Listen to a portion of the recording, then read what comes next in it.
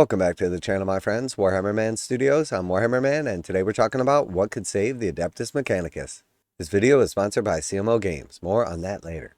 Warhammer Preview. The Mechanicum turns its love of metal to plastic. The cogs are turning, and the battlefields of the Age of Darkness are about to churn with iron feet, as a renewed assault by the cult Mechanicum sees the first range of plastic miniatures for Warhammer the Horus Heresy.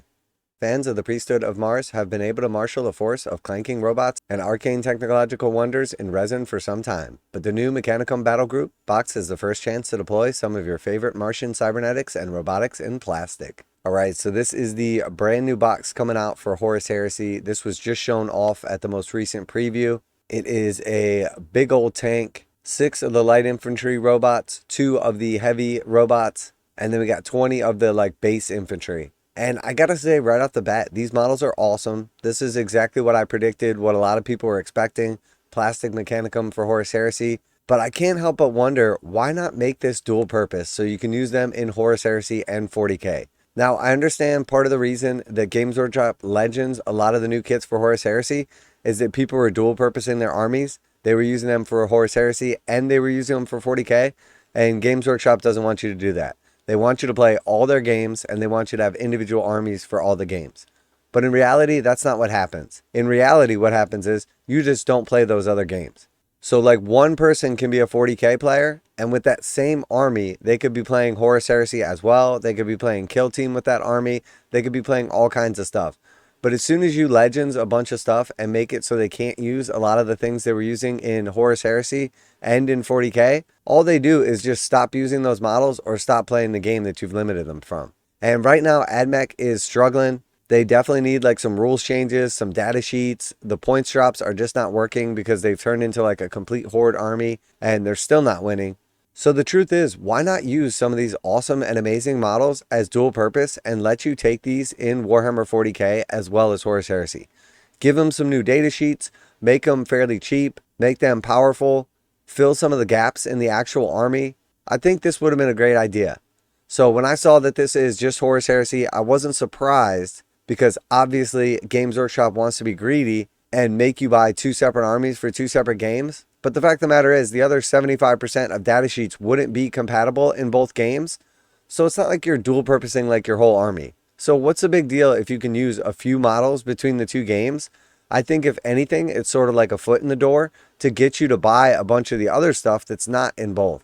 So while I do understand Games Workshop's perspective and why they Legends a lot of that stuff, the motivation, in my opinion, was a mistake. Because in the end, I don't think a lot of people quit playing 40k to play Horus Heresy. A lot of people still buy Horus Heresy models because you can get 20 infantry instead of 10 for a little bit more. And then they just use those in 40k and no one cares. People are buying the Horus Heresy vehicles. You see a lot of Rhinos, Vindicators now, Land Raiders, and then they just use them in 40k. So in all reality, people are always going to do what they want to do. It's just a matter of whether they're using that model as exactly what it's supposed to be or if they're using it as a proxy. But people are going to use it as what they want to use it as long as it's roughly the same size and it's okay with a TO or their local group, etc. But we know 100% that Games Workshop had said their reason for Legends a bunch of units in 40k was because they don't want to have to keep up with the data sheets, it might be too much to balance, etc. But in all reality, it's because they don't want the crossover between games, so you have to buy multiple armies. But in my opinion, if you can get people to play both games, they're going to buy stuff for both games and you're going to be better off in the long run. Because the best way to get a new customer for one of your games is to convert one of your existing customers into a customer for both games. It is much harder to get someone to start Warhammer and make substantial amounts of purchases, as where somebody that's been playing for 3, 10, 30 years is much more likely to be buying much more stuff as the new models come out, the new rules come out. So in my opinion, this should have been a dual purpose box for Horus Heresy and 40k. The models are great, the box is awesome, and I think Games Workshop made a big mistake with their Legends. But that being said, let's continue on with the article and check out these awesome new models. Now a quick message from today's sponsor. CMO Games has been selling Games Workshop products online for over 20 years. They carry the full line of Games Workshop products, including Warhammer 40,000, Age of Sigmar, Necromunda, Blood Bowl, paint tools, and more. Almost all Games Workshop products are priced at 15% off MSRP. CMO Games takes pre-orders for most Games Workshop products released at their earliest date possible. 12:01 a.m. on Saturday, they go live. Most of these pre-order products are also priced at 15% off MSRP. CMO Games offer free shipping in the US 48 with an order of $50 or more. Their customer service is top-notch and they ship most orders within 24 hours. Visit CMOGames.com using the affiliate link in the description and let them know that you heard about CMO Games from Warhammer Man. Now, back to the video. The core box is a cohort of 6 Thallax, armed with vicious lightning guns and a variety of special weapon options. They're surprisingly nimble, pairing their durable chassis with a highly responsive Incolabulin jetpack. Despite looking decidedly robotic, the Thallax are actually cyborgs. Their major organs, nervous systems, and cerebrum are all encased with armored bodies known as the Lorcia Thallax, an agonizing process that strips away pain centers and emotions, but leaves a measure of independent human thought not found in automata. Alright, so let's check these out. And these models are just absolutely awesome. I mean, these look so sick. So they're basically like some jump infantry, sort of more on like the heavy infantry side, robots, cybernetics. We see a couple of different weapon options right here. Very cool poses. Like the one arm is basically attached to the gun and then the other one like supporting it from below. We see like the jump jets on the backs. These just look absolutely amazing. This is just knocked out of the park right here. I'm not sure exactly how big these are going to be, but again, we see more weapon options. So it looks like we have some plasma, a melta, and then I'm not sure about this one, maybe like an arc cannon type thing. Here we have like a little chain blade on the front of one. So quite a bit of like various weapon options here. Very, very cool models. Definitely a big fan of these. I wish they would give us a shot of one from the backside too, so we could kind of see like the full 360 view.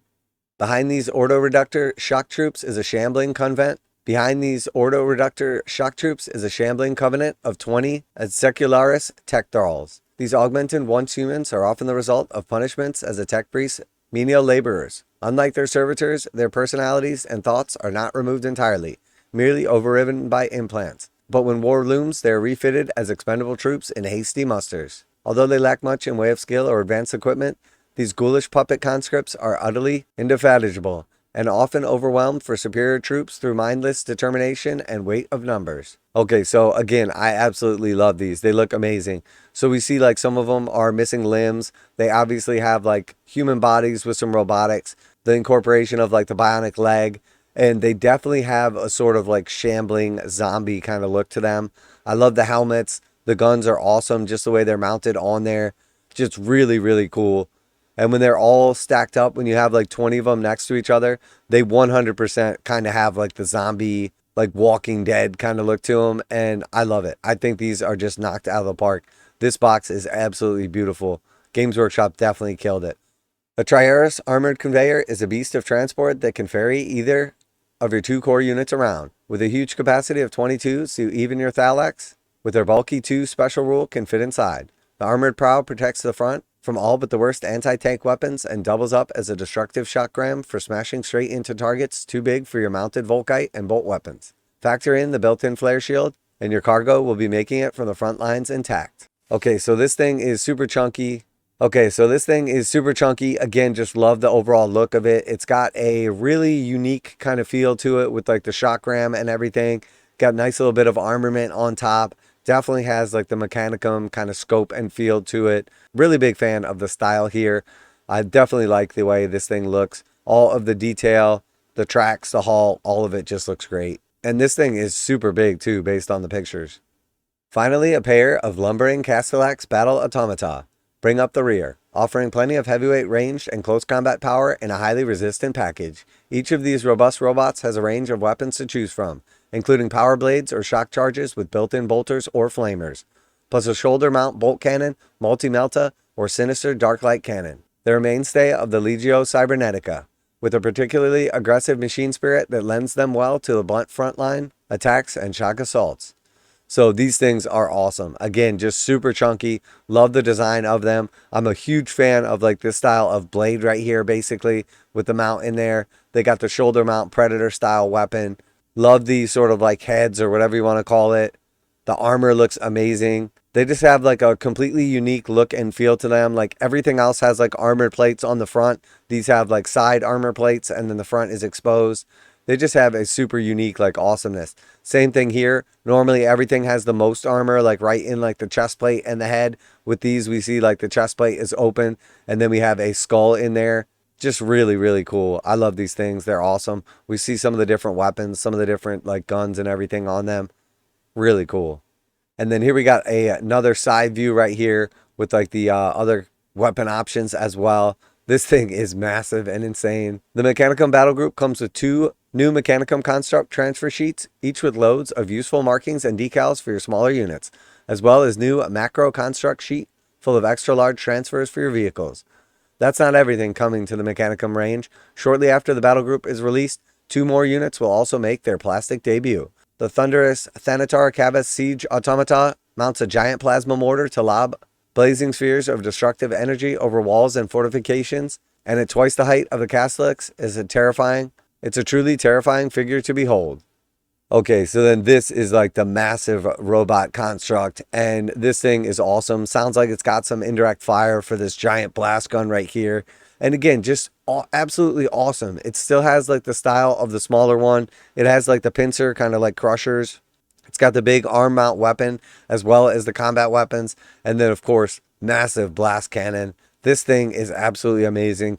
I love it. And I would love to see all of this stuff in 40K, helping out Adeptus Mechanicus, giving them some new data sheets, giving them some new rules, and filling in the blanks on some of the areas that Games Workshop has missed with their current range. I think this would be a perfect opportunity to bridge the gap between 40K and Horus Heresy, walk back some of the mistakes they made when they legend so much of the stuff, and also just save the Mechanicus without having to like completely rewrite the codex. A few good data sheets could completely change the way that the army functions, and I think this is a big missed opportunity. And I think that Games Workshop's greed and trying to stop people from dual purposing armies is costing them tons of money in the long run.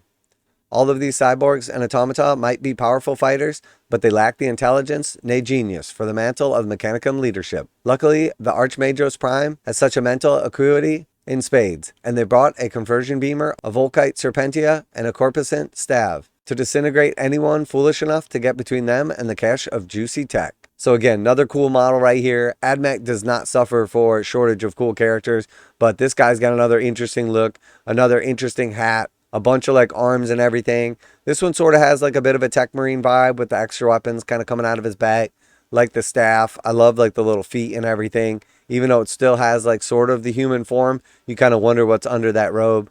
Very, very cool. So let me know what you guys think down below about my input on like the 40K and Horus Heresy thing. Do you think that they could really help out both games by letting people integrate between them? Not only help the games in actual like balance and filling the gap, but allowing people to dual purpose their models without having to proxy, so to speak, or play Legends rules? Do you think it would be a bit too much for them to try to balance the game with a few extra data sheets? Do you think it would bring more players into Horus Heresy or 40K if they actually allowed people to do the crossover? Because I personally myself know that I was interested in Horus Heresy and actually bought like 1 or 2 kits, was actually considering playing it. And then as soon as they legends a bunch of stuff and essentially said they don't want the crossover, I became 100% disinterested in anything Horus Heresy unless I was going to be specifically using like an old Rhino or Vindicator from Heresy as a like stand-in for 40K. So basically, if I liked the style and look of it and was going to run it as a proxy, I would still potentially buy it. But if it didn't have a legit data sheet that was outside of Legends, I had zero interest at that point in time. Now, granted, I'm a casual and competitive player, so a lot of people don't fall into that bracket. Some people are just picking up and painting what they like. But I always like to hear back from you guys in the comments. Special thanks to CMO Games for sponsoring the channel. Check out the link in the description to save 15% on Games Workshop products. That's it for today. Warhammer Man Studios, I'm Warhammer Man, and Games Workshop, it's okay to admit that you made a mistake. Put your pride aside and do it for the AdMech. And I'm out of here.